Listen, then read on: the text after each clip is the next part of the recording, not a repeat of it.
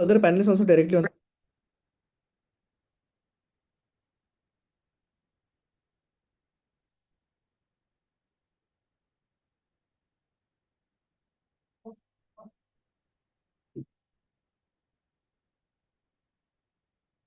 Sir, we are waiting for other panelists to join. Rest everyone is in the webinar.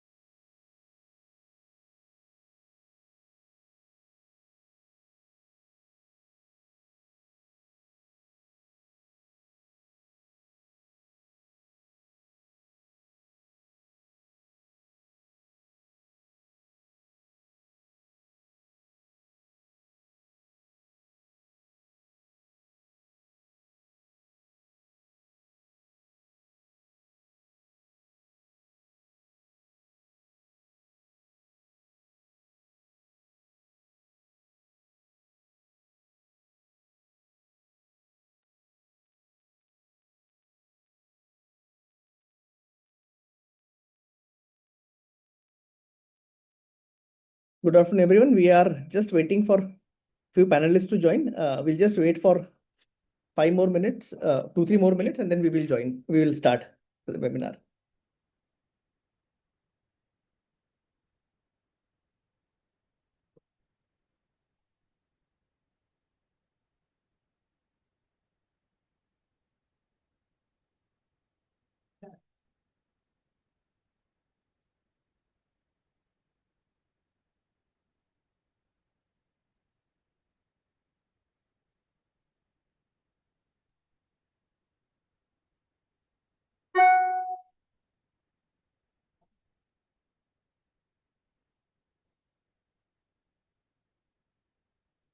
इसको आया नहीं लगता है, इसको मुझे बोला था मत कर करके वैसा.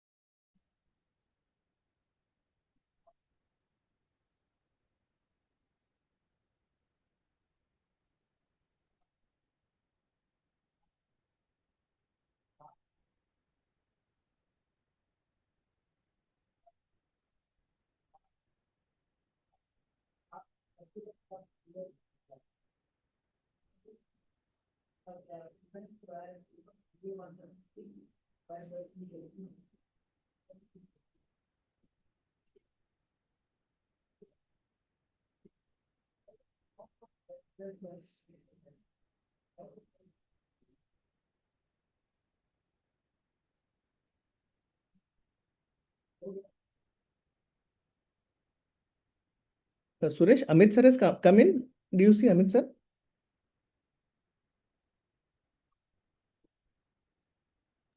Not yet, sir. Yes, sir, just a second.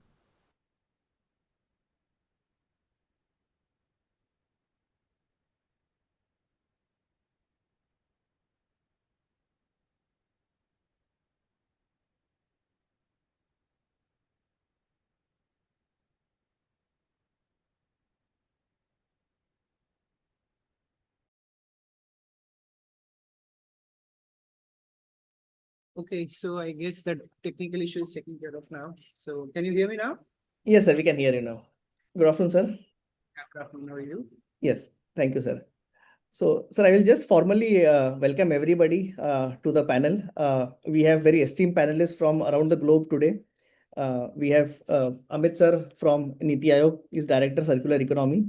We have Mr. Alex Sear, he is the CEO of Sir Carbono. Sir Carbono is the largest standard and they have recently been awarded the best carbon standard. We have Mr. Rohit from NatureFix. We have Mr. Abhinav from Earthwood. And today our webinar topic is on ELVs to carbon credits from scrap to sustainability. Sir, I would just like you to enlighten all the participants on how we are looking at circular economy and this opportunity of carbon markets and how registered vehicle scrapping facilities can benefit from this new opportunity. Thank you, sir. Over to you.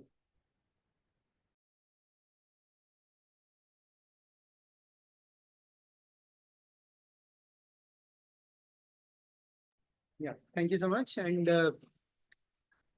okay, so just to give a background to all the participants, I'll just like to thank you for picking up this topic. And there's a lot of traction which is going on in the country right now for carbon market and carbon credits, and CCT has been talked about. And so there's a traction from policymakers, from the industry, from recyclers. So appropriate time to do a conference on this. And waste stream is something which not many people have thought about on how do you benefit from carbon credits in that area. So I think the efforts which your organization is doing in that area is great. The NITI's journey itself is an important one for everyone. People outside India would probably not know much about NITI, but NITI is National Institute for Transforming India. It is the official think tank of the government with three primary functions which we do. One is the official think tank of the government. That is one which I already told.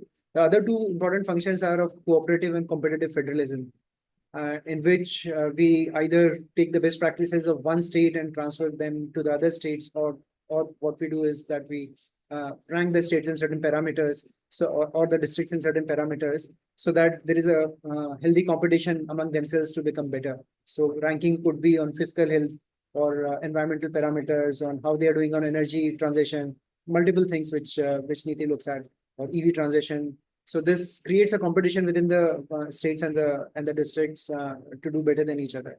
So that said, NITI Aayog primarily used to play a role of planning commission, but later on shifted to the policy part of it. In that, circular economy policy was formulated within NITI itself for the first time in around 21-22, when NITI Aayog picked up 10 different sectors of waste streams. And that was the first time there was a formal dialogue and thought process applied as far as what could be the complete framework of circularity in India. So those in those times, the focus was more on technology, on academia, on skilling, and probably larger level problems, which rather the structural issues which we can talk about. After solving those issues and guiding the ministries on those matters, the focus last year shifted to more hands-on approach to how do you help a unit which is functioning, which does not have enough access to finance. The economics are not cutting off, and they are not able to break even. So the idea was to look at the economics of a small scale industry, RVSF, or the registered vehicle scrapping facility for end of life vehicles, or a tire recycler, or a e-waste recycler, and make sure how does it work. So India has experimented very well with the extended producer responsibility scheme, in which there is a market mechanism where the extra cost which recycler has to bear in terms of reverse logistics and processing waste material, if it is not able to break even, then EPR certificates, the sale and purchase of the EPR certificates provides a good platform to manage that.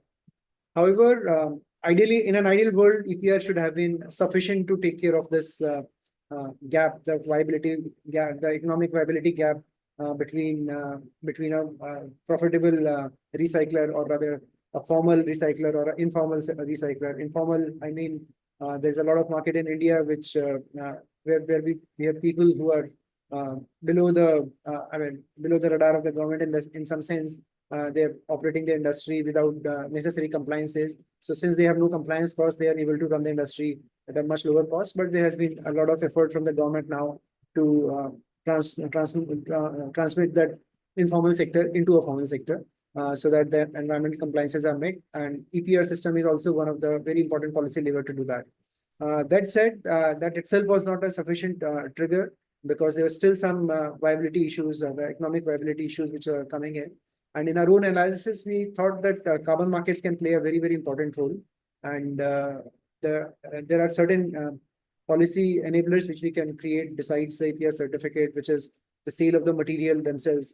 For example, in end-of-life vehicle, a large part of the profit of an informal recycler would come from the sale of spare parts. But in the formal ecosystem, we don't allow that at all. Each of the sale of spare parts is also leading to some savings in the carbon emissions. Although we have not come down to that as far as carbon market is concerned, but the steel itself, which we are saving, there's a lot of CO2 emissions which can be saved through the copper, aluminum, steel, which we are able to recycle through automobile.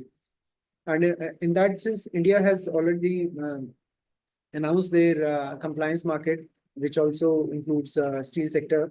But we have not really come out with clear guidelines on how a voluntary carbon market would function. And in that sense, there were about 14 streams which were identified by Government of India, which could be used for this market, the carbon market, and waste stream is one of them. And I think it's a very important step which we have taken for the circularity of products, that we can actually look at the carbon credits which can be traded for the end of life vehicles. For everything we want to trade, I think the taxonomy becomes an important problem.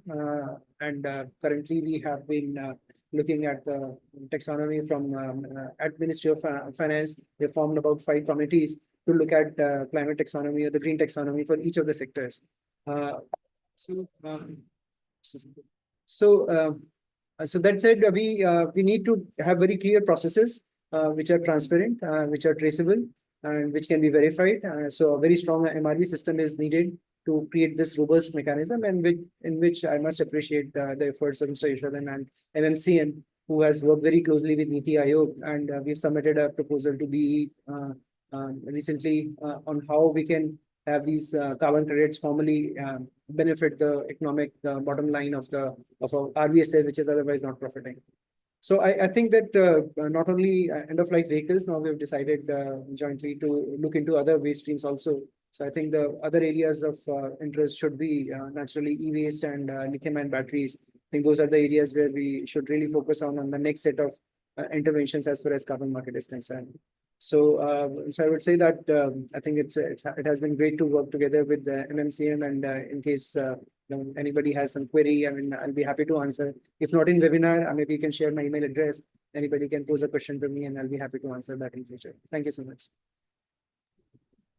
Thank you, Amit sir. Thank you for your enlightening approach towards circular economy and looking at the viability funding gap. Today in the seminar, we have a lot of people from India, specifically from the RVSF sector. We also have some OEMs. We also have people from Brazil, some OEMs and recyclers. So that is very good, sir, for all, because we feel that this is not only a problem of India, but for a lot of other developing countries as well. So so this problem, if it can be solved in India, it can be replicated around the world. And sir, I think India will be showing a right way to the developed world how they can tackle this problem. Thank you for your time, sir. We will move on to our next panelist. Thank you. Thank you, sir. Mr. Alex, if you can just come in. Mr. Alex here is the CEO of Sir Carbono. I congratulate you, Alex, first on being awarded the best carbon standard recently. You can then now please start and tell about yourself.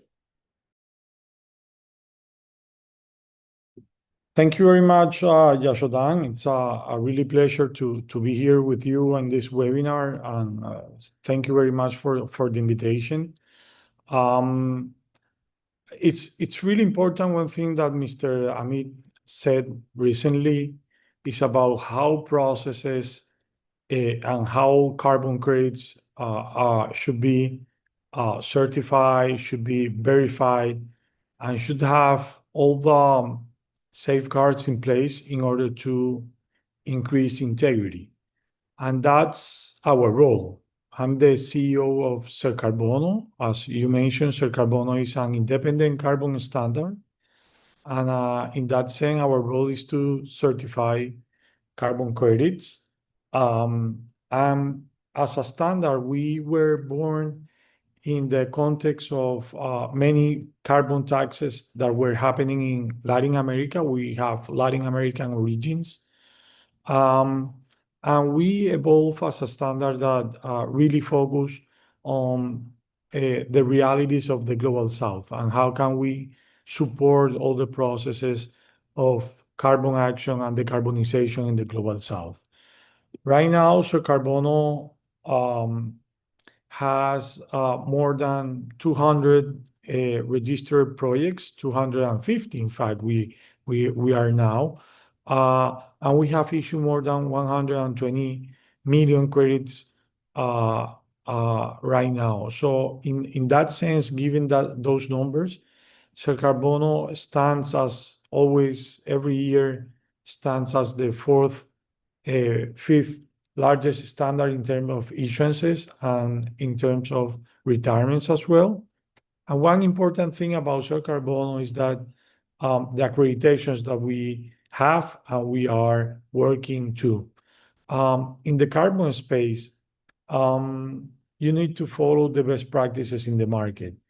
And there are organizations like ICROA, for example, that supervise and endorse all the characteristics that you have and the policies you have in place as a standard. So in that case, we are endorsed by ICROA. ICROA is an organization that is coming from the largest carbon market association internationally, and they evaluate the programs in terms of quality, in terms of governance, in terms of processes that tells you the quality of the certification process. Also, Sir Carbono is conditionally approved by CORSIA. CORSIA is the carbon market mechanism for the international aviation. And having this conditionality also is a final step in order to be fully approved and participate in this market, which is pretty important. And we are pretty advanced on the application process of the Integrity Council for the Voluntary Carbon Market, which at some point also evaluates all the policies and all the processes that Sir Carbono has in order to have high integrity grades for the market. Right now, even though we have Latin American origins and we have a strong presence in Latin America, Sir Carbono has been expanding to other regions, and mostly we want to be a standard that is pretty supportive of the processes in the Global South. So right now we have projects certified in Africa, we have projects certified in Turkey, Southeast Asia, India, Bangladesh, and Oceania as well. As Yashoda mentioned, we are pretty proud to be recognized as the best GHG crediting program. There is an organization called Environmental Finance, and this organization does a survey among all carbon markets actors, being developers, BBBs, buyers, marketplaces.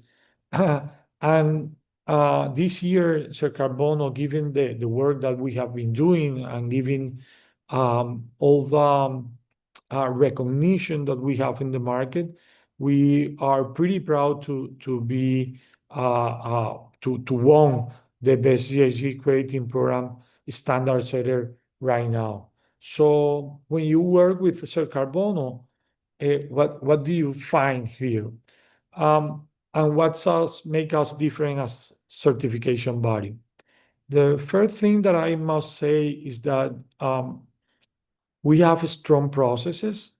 We have a clear structure of protocol, procedures, methodologies, and tools in order to give all the rigorosity in certifying the projects.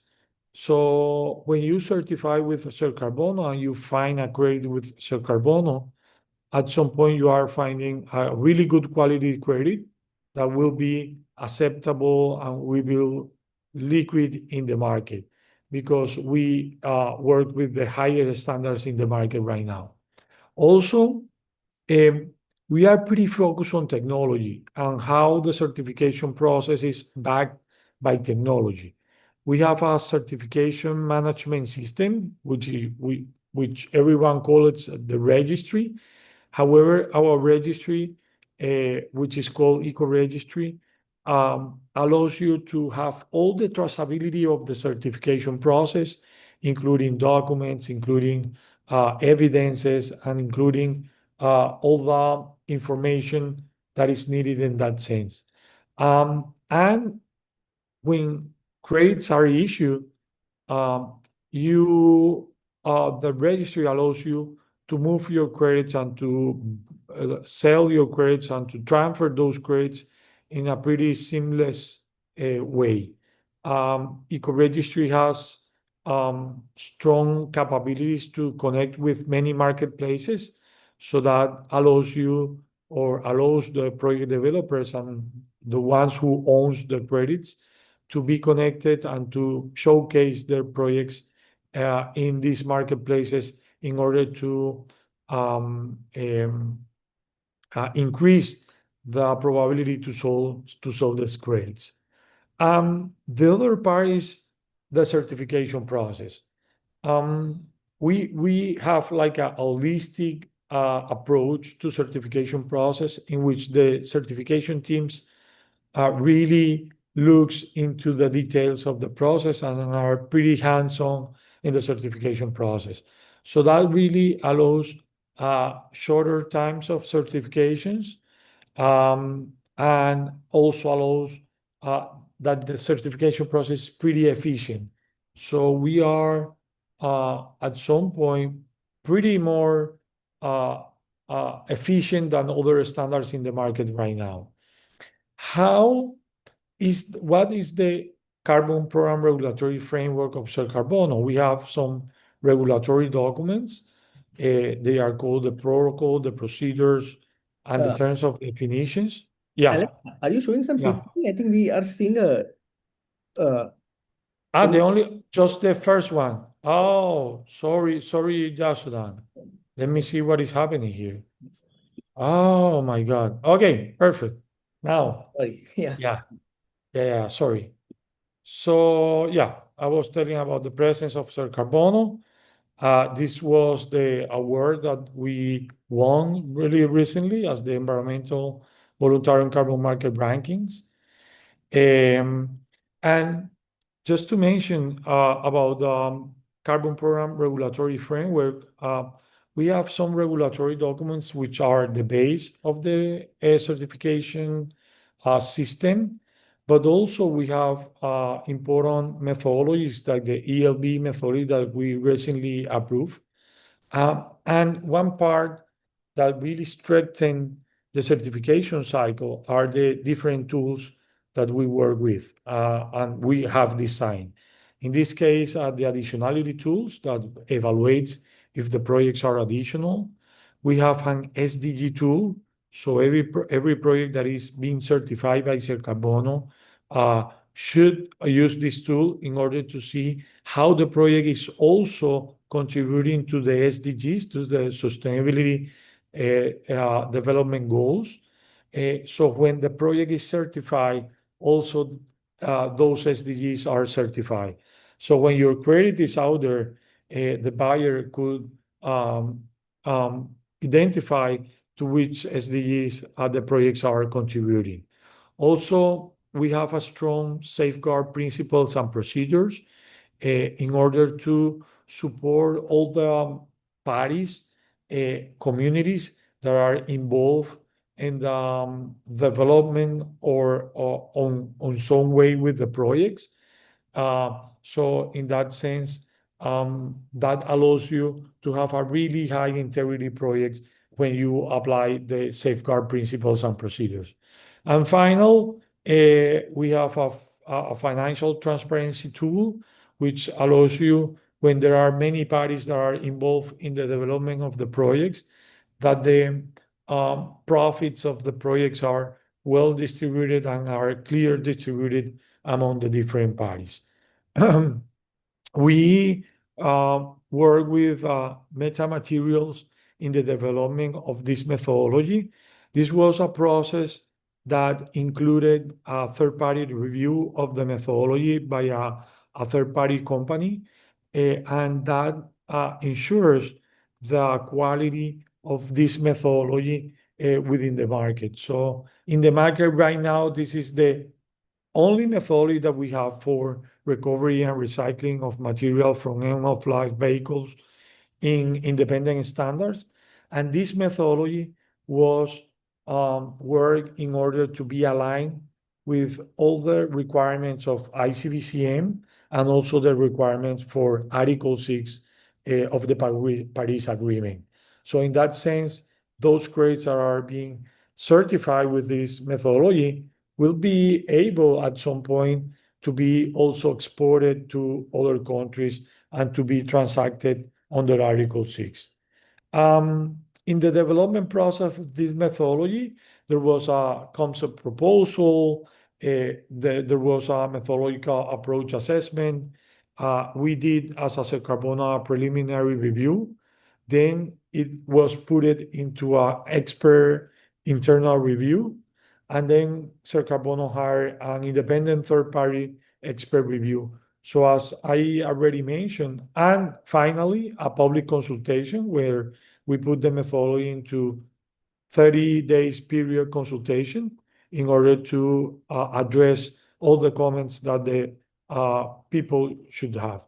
So just to, this slide is just to show you how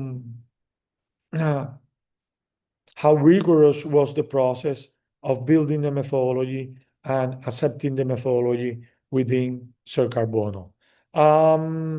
So I know that later on you will talk more about the methodology itself and the process, but how's the certification process in Carbono?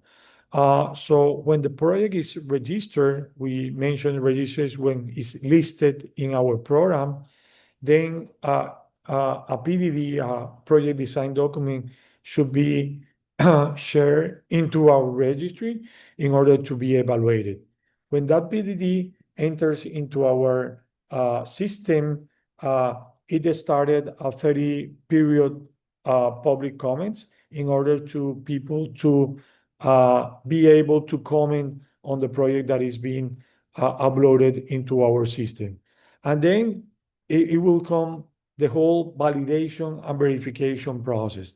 And I know Earthfood is a really recognized BBB, which is part, and they are in charge of all the validation and verification process. That means that there is a third party that review the projects and check on all the conditions that they need to meet in order to be certified.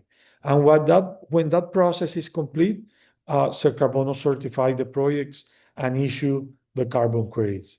That's on average on Carbono could last no more than 12 months, which is a pretty efficient way. And it could be shorter in case of all the evidence are up there and all the documentation is in place.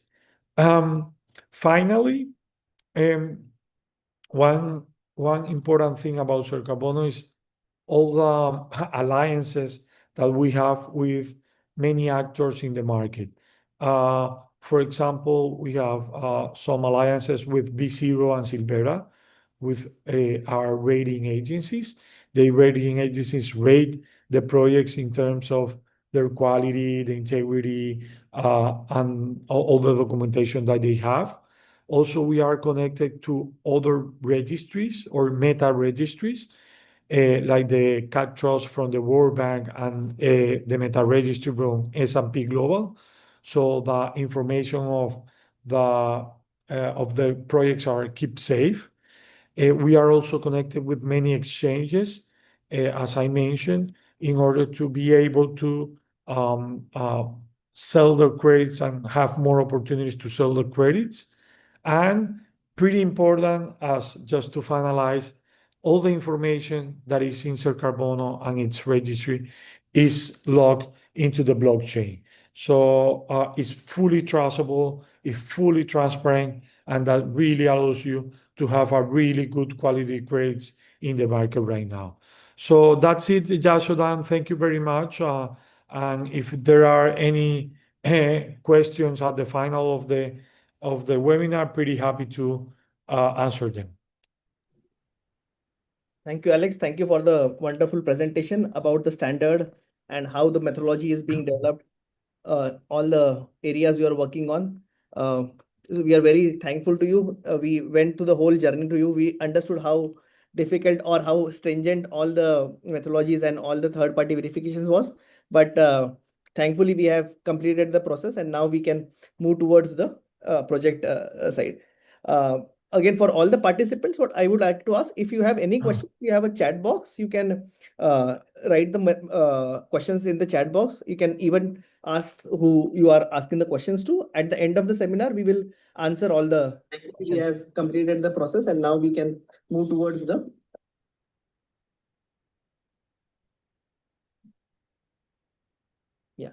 so thank you, Alex. Now I'll just after the methodology, I'll just share how the project is being done. This is you're able to see the screen? Yes. So this is just a small introduction of metamaterial circular markets.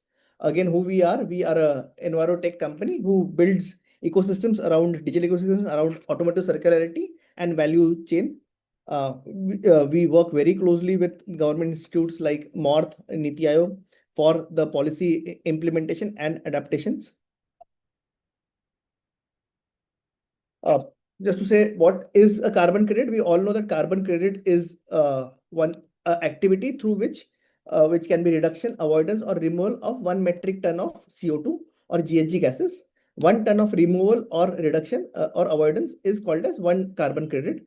Now, what is ELV carbon credit? ELV carbon credit is the carbon credit which comes from the responsible recycling of end-of-life vehicles. So now when you actually recycle an end-of-life vehicle, you salvage a lot of important elements and materials like steel, aluminum, plastic, glass. All of this, if you are using a virgin materials, it has a high carbon footprint. But when you are allowing it to be recycled, you are saving a lot of carbon footprints. Like steel in India, we are saving around 1.8 ton per steel, 11 ton per aluminum. So if you see, as we have told that we have developed the methodology with Sarkar Bunno, the methodology is CM WM ELV1. And according to the methodology, the carbon reductions are based on the baselines minus project emissions minus leakages. Now, when I say baselines, it is the virgin material which would have been used if you are not recovering the same material.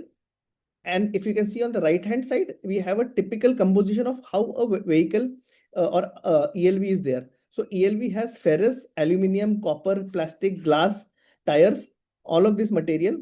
And when a RVSF is responsibly recycling this material and making it available for recycling, what the saving is there for every 1 ton of vehicle, we are saving nearly 0.59 tons of CO2. So for 1 ton of ELV, you will be getting nearly 0.59 or 0.6 tons of credit, which will be enabled. Why the savings are there is, if we know there is 1 ton of steel which has to be made from the virgin material, the carbon footprint in India is somewhere between 2.5 tons to 2.8 tons. But if you are using secondary material or recycled material, the carbon footprint can be as less as 0.5 tons to 0.7 tons. So your 2.5 tons minus 0.7 tons is your carbon savings. So according to this, we have a summation of all the materials like ferrous, aluminum, copper, plastic, which can be shown. And based on that, the emission savings are enabled by the RVSFs.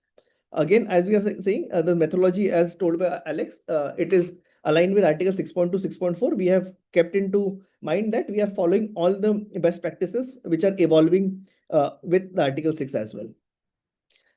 This is the process through which all RVSFs or the scrappers can take the benefit of carbon credits. The typical process is the vehicle comes to the RVSF. once the vehicle comes, you have to sustainability and environmentally friendly scrap the whole vehicle. You have to follow all the norms which are set up by the responsible government body, CPCB. In India's case, out of India case, any body which is authorized to look at this. Once this you have scrapped it, the data has to be put securely in any system where it has to be tamper proof. Again, data integrity is a very important part in carbon markets, and MMCM specifically has made a DMRV system through which the data is captured in a very right way. And going forward, we also feel that whatever markets this has to, they have to follow a very stringent DMRV process, so that there will be a complete integrity in terms of what kind of credits are being made from this. Once this data is securely captured for every ELV, this data goes to the emission savings calculations. Here, the emission saving calculations are done by the experts. This emission saving calculations and the data is then given to a third party auditor, a VVB. Once this VVB approves the data and the calculations, finally the verified carbon credits are issued by the registry or standard. Again, explaining the same process in timeline basis. This is the typical timeline which takes nearly 6 months to 9 months from the initial feasibility assessment to the final registration of projects and issuance of credit. These are some of the stages where each carbon program goes through. There is an initial feasibility assessment where we check the eligibility of the project. Then we do the onboarding through the documentation data, additional documentation if required. Once this is done, again, as a part of our process, which we have mandated, is there is an internal audit which happens by us. We again have taken a third party internal auditors, which are Bureau Veritas in our case.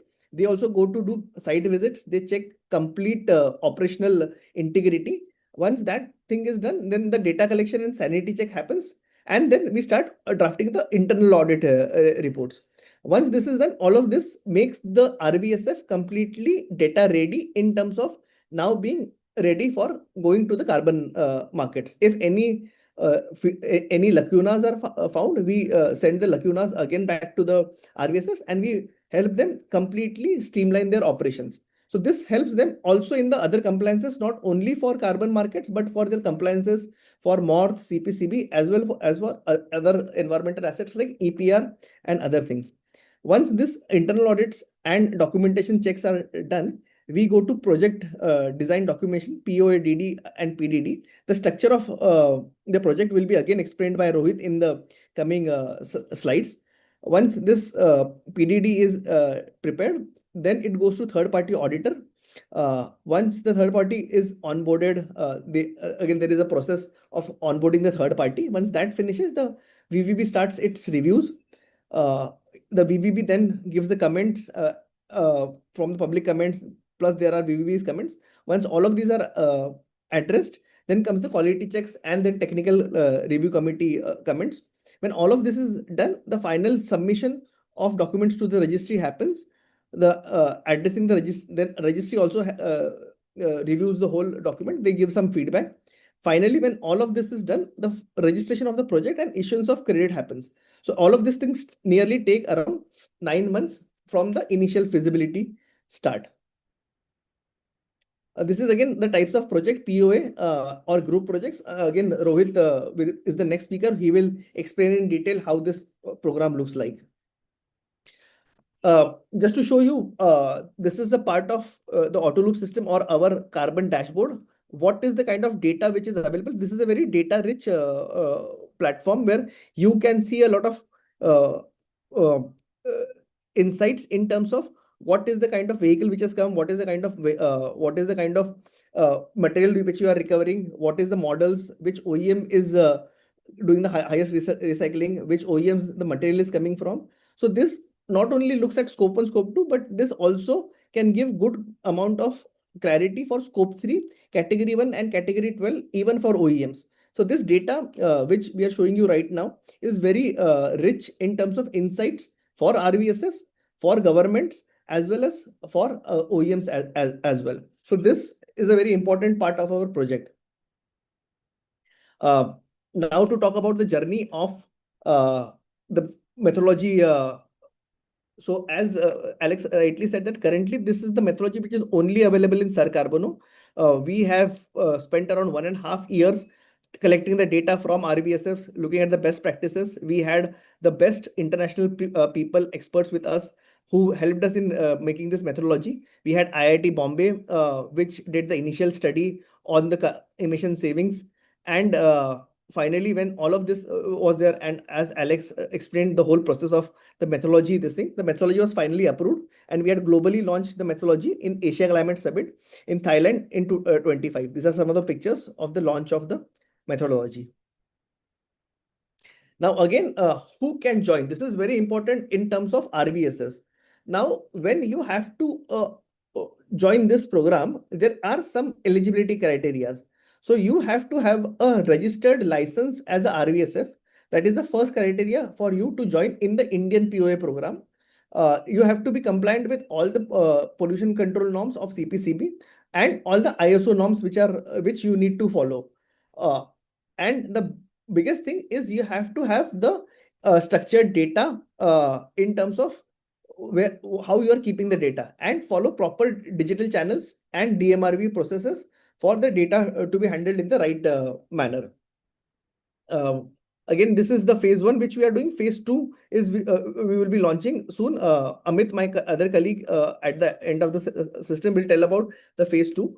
The key benefits for RVSFs is you have additional revenue through carbon credits. You will be, as Amit sir rightly said, you will be contributing to India's circular economy goals. India has huge goals in terms of circular economy, and the more compliant, efficient you are, your contribution will be more green in that case. And thirdly, the brand recognition globally in terms of sustainability, and you can be right OEM partners who are very looking at very stringent sustainability norms. Again, with partnering with MMCM, you can maximize your revenues. The way we have structured this is that we are not putting any upfront cost on the RVSFs. The whole thing takes a long time. We understand the time is something which we cannot do anything. But from the cost front, if you can see, there are on the right hand side, downside, if you can see, there is the standard or the registry cost which is there. Then there is a VVB fees. There is an annual VVB cost. Then there is issuance fees from the registry or standard. Then there is some annual operational cost. And then there are trading cost or verification costs. So all of these costs in this current program are being taken by MMCM, and we are not putting this on the RVSF partners. We are taking a very small initial fees for the operationalization of the carbon credit project for them, and a fees for the internal audits for the RVSFs.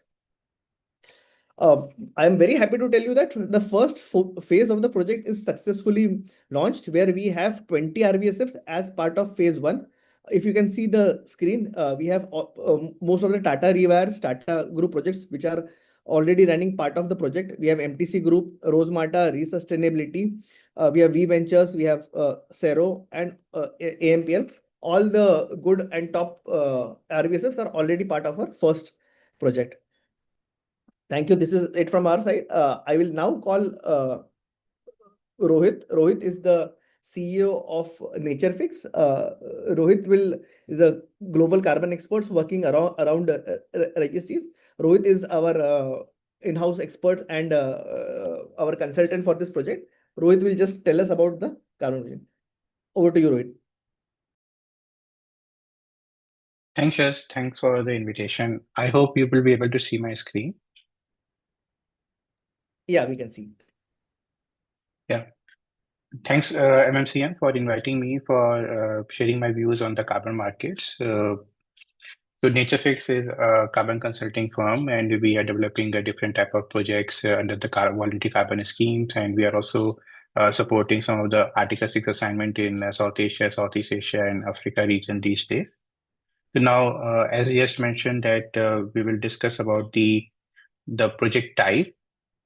What are the different project type exist in the carbon market, and how we can structure the project based on the requirement of the project activity. especially in the case of ELV projects, MMCM together with the NatureFix, we are developing a group project activity, which is also called as a program of activity. So if I'm talking about the type of projects, there are especially two type of projects exist. One is the single or the standalone project activity. If you are an RVSFs and you would like to develop a project, then as a single RVSFs, you can develop the project. But because of the cost involved in the overall project development process from the registry side, auditor side, consultant side, it's not always beneficial to do a small scale project in a single project activity format. So that's why there is another approach which called as a group project activity and the program of activity approach. Group project activity usually used by the Vera and the Sarkar Bano, and the program of activity approach are getting used by the gold standard, which those are the voluntary standards. And it's umbrella based approach where at a program level we define the eligibility of the what are the individual project activity will do and what particular type of project will be eligible in the group project activity, and then those projects can go in the same umbrella, and that will save the cost of the regular validation of the registration of those particular project, as well as the time which is getting for the registration and the verification of those particular projects. So if we are developing a group project activity, then the multiple projects can be included in the same project, and all project can go ahead with the jointly verification activity. They don't need to go individually, even though the monitoring of those projects will be happen at an individual level.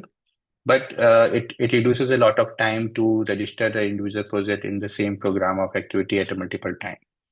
So that's why MMCM decided to proceed with the ELV project under the group project activity format.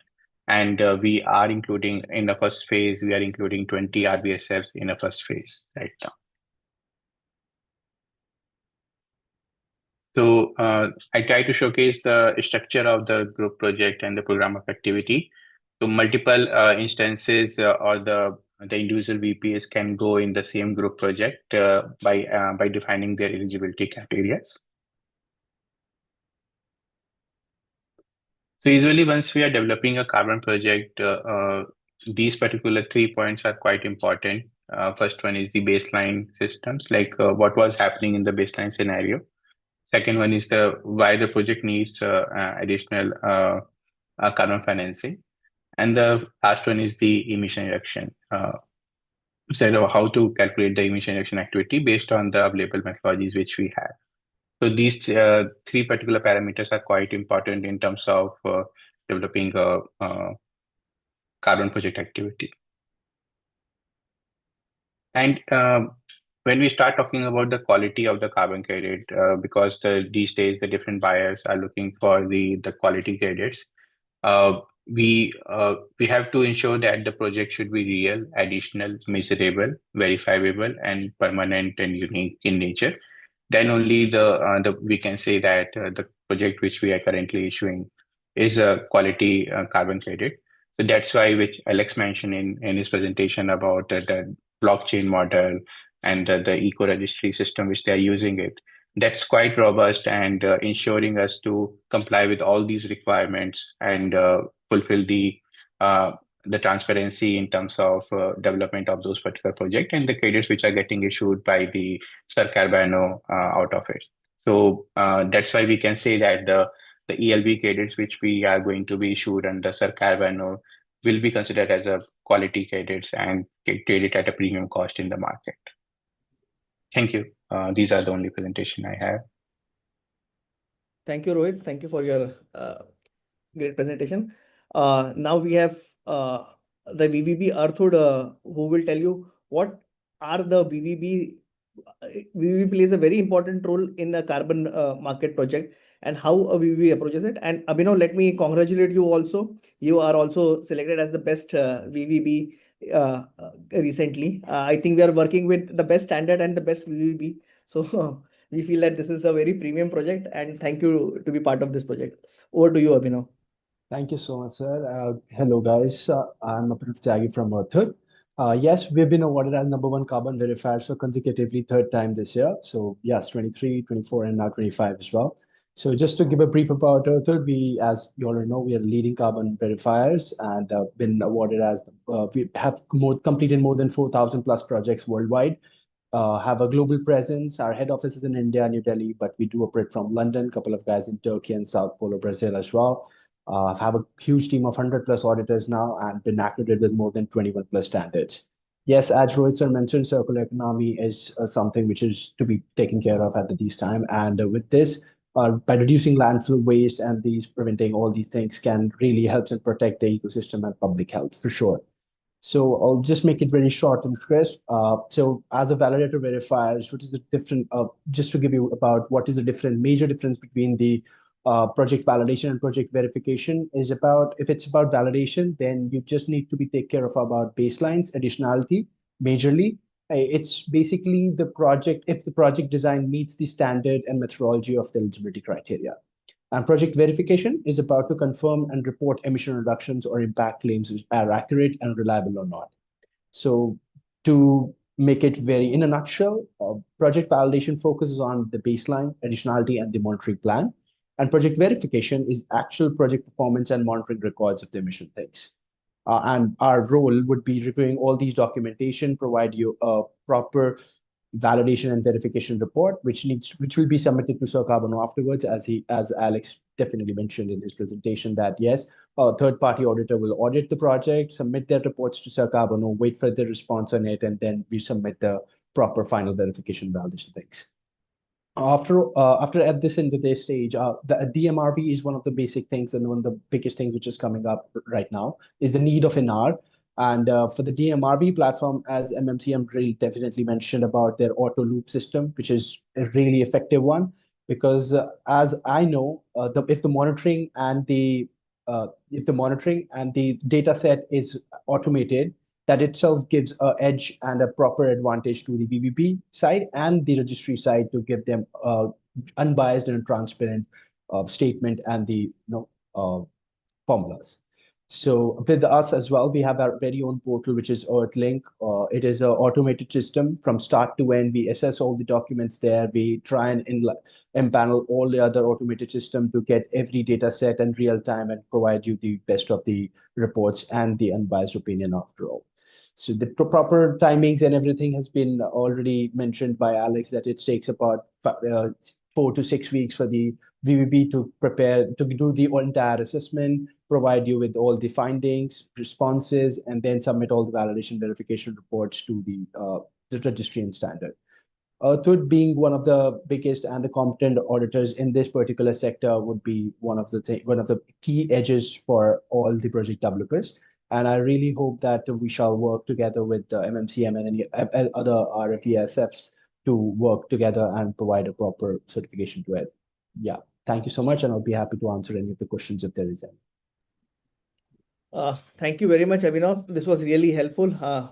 VVB plays a very important role, and we look at your support because this is a very new thing for the RVSFs, and we are trying to make it as easy and with the DMRV, as you rightly mentioned, our auto loop systems and our DMRV systems, so that the data is in a very right format where it reduces a lot of time and the integrity is also completely maintained. I would just like to invite my colleague, Mr. Amit. We have some questions even from the RVSFs saying that how they can participate in this program. Amit will just tell you, as I told you, the first phase is already over. The documentation is nearly done. It will be going for validation and verification very soon. The second phase will be open right now. The 20 RVSFs are in phase 1. Second phase also we are going to look at around 24 RVSFs. Amit, over to you for the. Thank you, sir. Thank you very much. Wow, what a insightful conversation. Before we wrap up today, I want to extend a huge and heartful thank you to all 5 of our panelists. Your collective expertise and the insights that you brought to this conversation have been truly invaluable.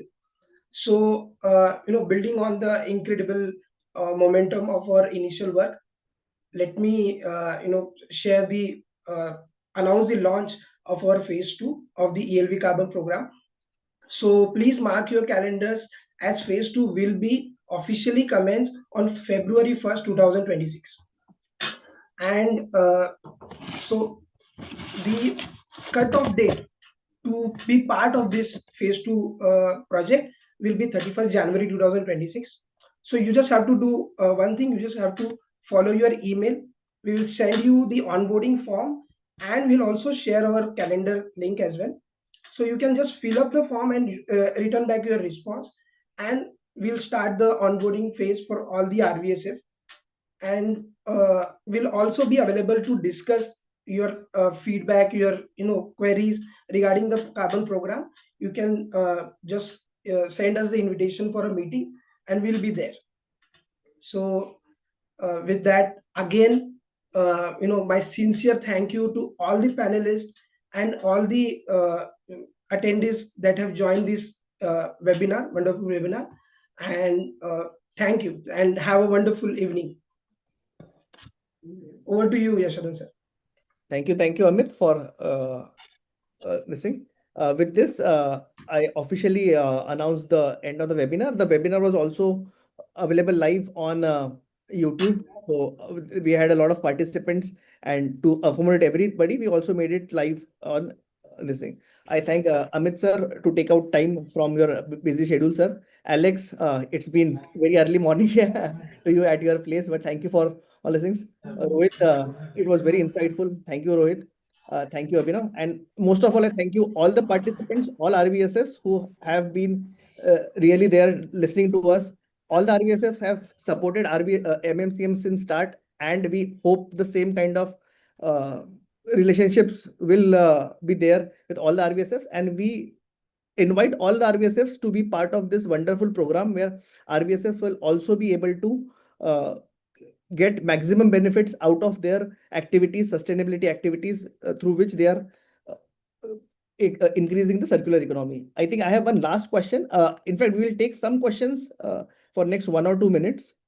Uh, we have one question from Sai Shiva. He says that any pilot processes on evaluating the LCA by product passport for scope 2 and 3.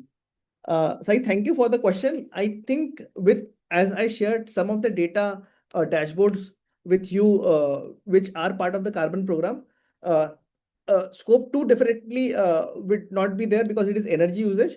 But scope 3, in terms of what is the kind of material which is coming out of OEMs, which they can take it back, it can be looked at. Plus, it can also look at scope 3 category 12, where the emissions which are there when you end your life product. So these two are very important for OEMs, and this data will come from the data of this project.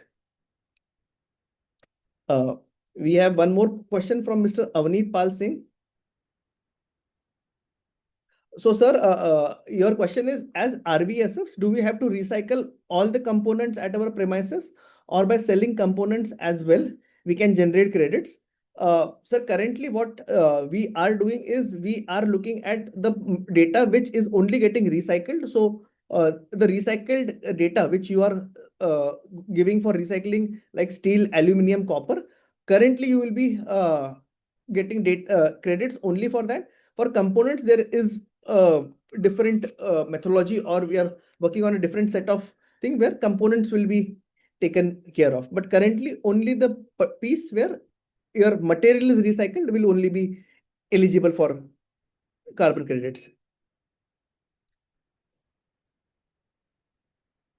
Yes, we have recorded it. As I told you earlier, Mr. Ketan Agarwalji, that we have the recordings. We will share the recordings with most of our participants soon. It is already also there available on YouTube as well.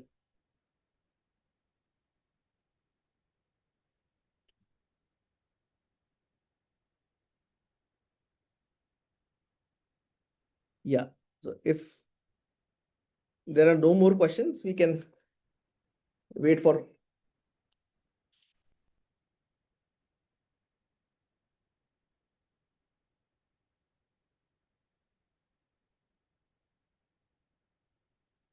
Sir, first question we have missed. How, as an RVSF owner, can get benefit from this? This is from Aman Thakur. If you can Yeah. answer this.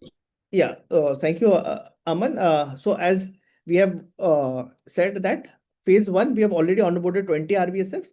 Phase 2 is starting now. All our team will be available. Our team will be sharing for all the participants, sharing emails as well as links where you can fill your details.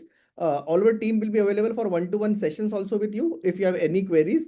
Once you fill the link and get back to our team, they will guide you on the onboarding process. So definitely as RVSFs, you will be able to be part of this.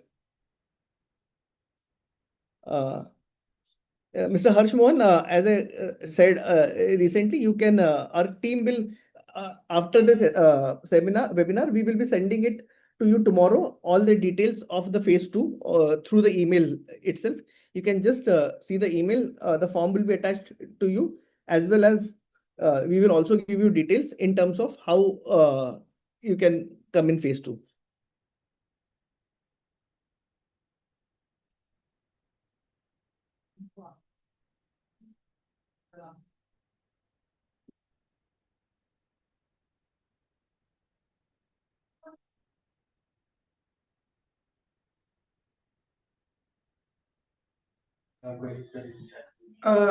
Mr. Krishna Tripathi is trying to ask his question. Sir, can you please type in your question in the chat box?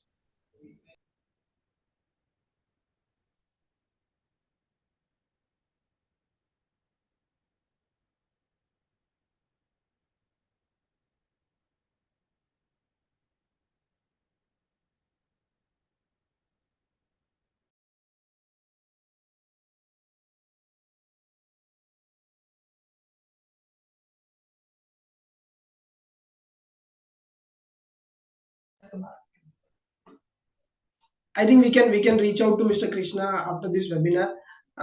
Yashodhan sir, you can conclude the webinar. Thank you all participants and all panelists. I thank you all again. In advance, we wish everybody a very happy Diwali as well, and see you all part of the Carbon program. Thank you all. Bye. Oh, thank you so much, guys. Thank you. Bye. Thank you. Thank you. Bye.